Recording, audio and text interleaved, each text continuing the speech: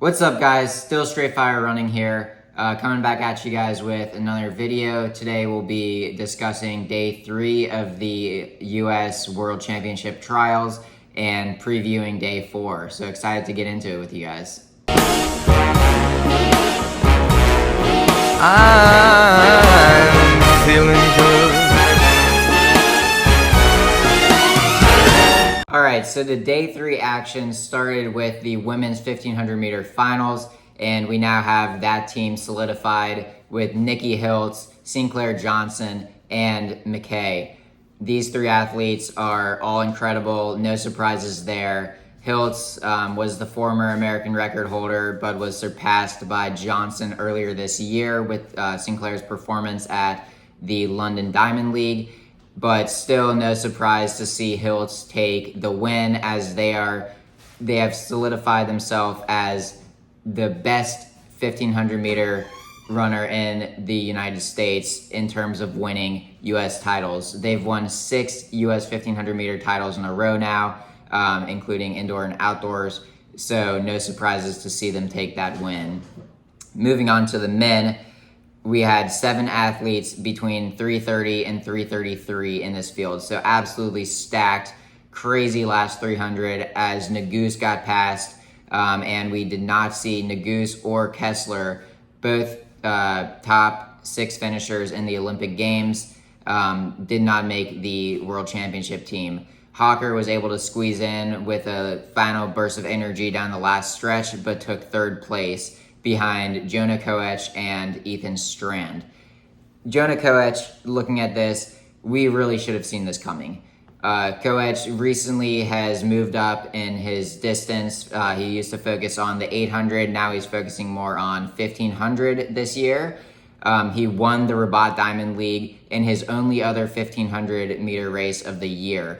Diamond League champion obviously is no joke, but we just could not see Koech winning this thing because he didn't have the performances that these other athletes had. He went completely under the radar this year.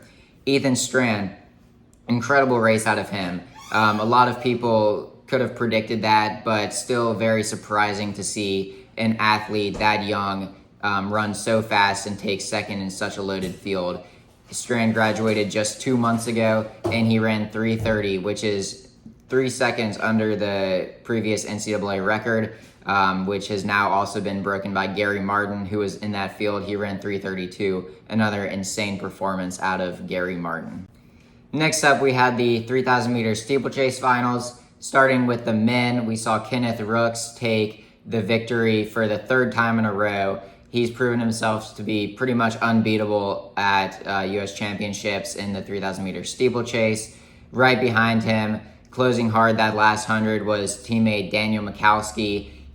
Very impressive to see him come away with 2nd in that field, but not surprising. If you watched my preview video, you saw I predicted that.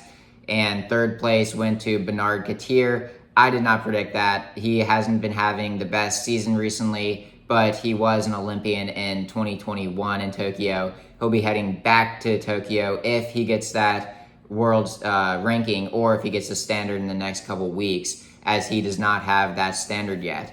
If Michalski and Katir do not get the standard, those spots will go to Wilkinson, who finished 4th, and Updike, who finished 5th after stumbling on the last water barrier. He was looking incredible up until then, and just couldn't hang on after stumbling a bit. We saw another great race in the women's 3,000 meter steeplechase, as we saw the team being made up of Lexi Halliday-Lowry, Angelina Napoleon, and Kaylee Mitchell.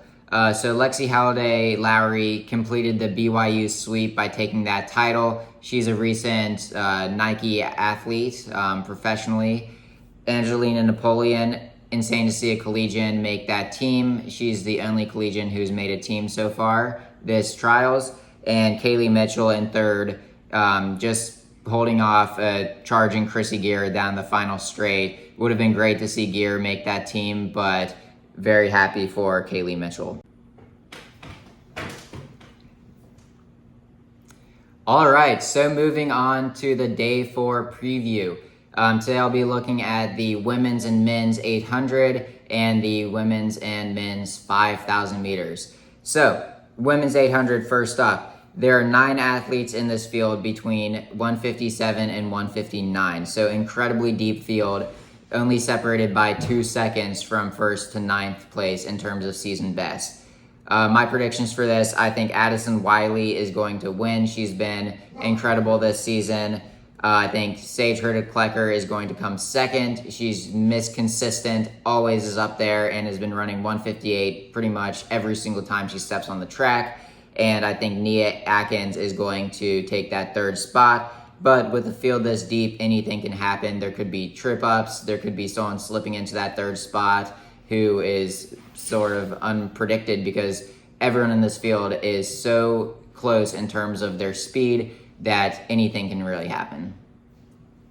On to the men's 800, another very exciting race waiting to happen, but should be a little bit different than the women's field, as this field is not quite as deep. We have more athletes kind of towards the front of the pack running world championship level times, but that depth does not go quite as deep as the women. There's a much larger spread between first and ninth in this field. I think that Bryce Hoppel is going to take the win. He's been on fire this season. I think Josh Hoey is going to come second place right behind Hoppel. And I want to say Brazier in third. Now, to be completely honest, I'm saying this because I want Brazier to make this team so badly. He's been through so much with coming back from surgeries, and it would be incredible to see him make this team. But if I'm being realistic, I think that Brandon Miller is going to be that third guy on the team. But like I said, would love for it to be Donovan Brazier, as he's been through so much recently. All right, guys, now going into the event that I am the most excited for out of any event at the trials, the men's 5,000 meter finals. This is the deepest field that we have seen in American distance running history. We have 16 athletes under 13:15 and 9 athletes under 13:05. That is an incredibly loaded field, maybe even more so than the 1500. So let's get into a couple of these athletes. If you look at the big three in this field, on paper it should be Grant Fisher, Nico Young, Graham Blanks making this team. Now, they did run a 10K, and they have that in their legs, but I do not think that this will affect them in tonight's race. It was essentially 5 miles of threshold running followed by a fast mile, which these athletes can recover off of very rapidly. Now, I will say it's a little bit different than doing a 5 mile threshold workout and then 1 mile hard, as they don't have any rest running a 10K straight, obviously. But I still do not think that 10K took out too much from their legs. I still think that Grant Fisher is going to take the win in tonight's race. Moving on to teammates Cole Hawker and Cooper Teare. Now, Hawker raced the 1,500 meters last night, and he got third place. He's going to come back tonight with a vengeance. He's going to be angry. He loves to win, and he hates to lose even more. We saw him crying after losing to Grant Fisher indoors at Millrose, and we just know that this guy hates to lose, and he wants to make this 5,000 meter team. However, I don't see it happening after racing last night. His teammate Cooper Teare has been waiting this entire year for this moment. He's been running incredibly well in Grand Slam races, has shown that he has incredible closing speed from training with Hawker, and this is his home track. You know, the Oregon fans love him, and this is where he's won NCAA titles, US titles, everything. This is should be set up perfectly for Cooper Teare to win. He put all his focus into the 5,000, didn't go through the 1,500 meter heats like he did last year, and he's fresh coming into this race. However, I still just do not see it happening with a field this deep. Moving on, Drew Hunter. He's been on a tear recently in terms of winning races. However, he does not have the shiny PBs that other athletes in this field do. He won a 1,500 and a 5K this year, though, so he's sharp and he's ready to race. I could see him definitely sneaking into that top 5, but I can't predict him to make the top 3 just as he doesn't have a shiny fast personal best, which you really need at this level of running when people are running in the 1240s.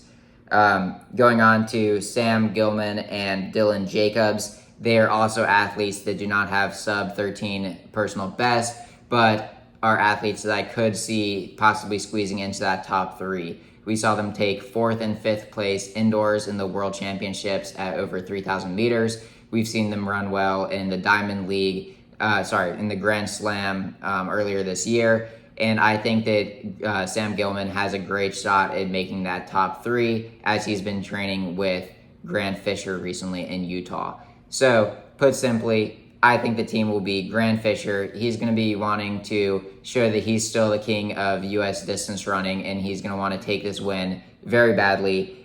I don't think that 10K took too much out of his legs, and I think he's going to be sharp and ready to run fast tonight. I think Blanks is going to take 2nd. He could not beat Nico over 10K, but we saw him take a win in Nico after Nico won in Oslo. So they're 2-1 right now. Nico's ahead, but they're 1-1 in 5,000 meters. And I think that Blanks will take that 2nd spot, followed by Sam Gilman in 3rd. Moving on to the women's 5,000 meter finals, we have 8 athletes with the World Championship standard in this field. So it should be an incredible race up front. I think that this team is going to be made up of Josette Andrews, Shelby Houlihan, and Elise Cranny. I think that these 3 athletes are going to be heading to Tokyo. Elise Cranny is going to go in the 10,000 and the 5,000. Josette Andrews has been incredible this year. She's finally falling into form, late in the season, whereas previously she's run very fast indoors and kind of faltered a bit outdoors. She's still been running incredibly fast. She ran at 14:25 earlier this year. An incredible race, just shy of the American record, which is held by Shelby Houlihan. She hasn't been racing too well this outdoor season, but she ran so well indoors, it's too hard for me to root against her tonight.